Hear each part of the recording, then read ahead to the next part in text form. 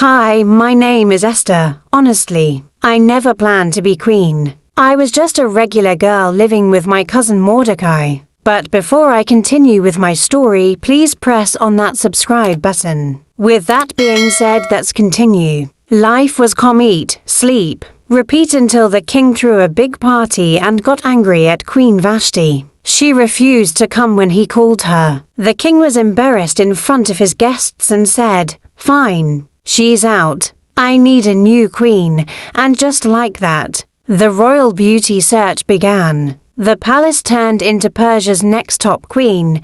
Guess who got dragged into it? Me, yes, me, a shy Jewish girl who never even imagined palace life. We went through months of beauty treatments. Oils, perfumes, facials, basically a royal spa day that lasted a whole year. My skin was shining like fresh palm oil. When it was my turn to meet the king, he liked me more than all the others. Next thing I knew, a heavy crown was on my head. Honestly, the crown was so big, I thought my neck would break, but hey, I was queen now. At first, palace life was fun. Fancy dresses, big feasts, and more food than I could ever finish. But then came Haman. Oh, Haman the man was so full of himself. You'd think he invented breathing. He wanted everyone to bow to him. But Mordecai, my cousin, refused. Haman got mad, like really mad. Instead of just fighting Mordecai, he planned to wipe out all the Jews. When Mordecai told me, my first thought was, "Excuse me?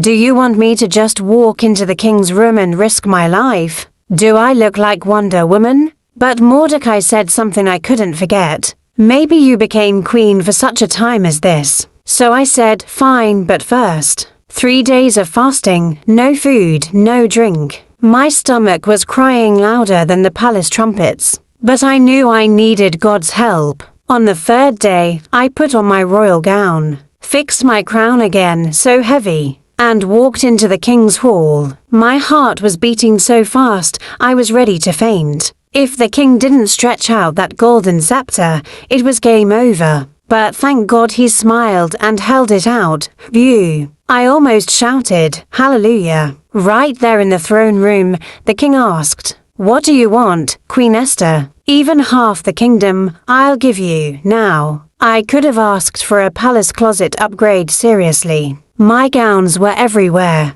But I kept calm. I just invited him and Haman to dinner. At the first banquet, I didn't say a word.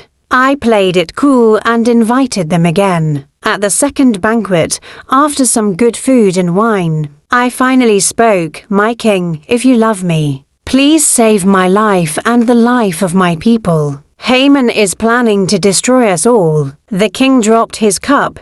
Haman's face, pure panic. He looked like someone who just lost Wi-Fi. The king got angry and stormed out. When he came back, things got worse for Haman. Let's just say the gallows he built for Mordecai became his own end of story. And just like that, my people were safe. Mordecai got promoted. And I realized God had put me in the palace for a reason bigger than my crown. The funny but true lessons. Don't let pride turn you into a Haman. It never ends well. Sometimes courage looks like walking into a scary room with shaky legs. And remember, God can use even a village girl with glowing skin to save a whole nation.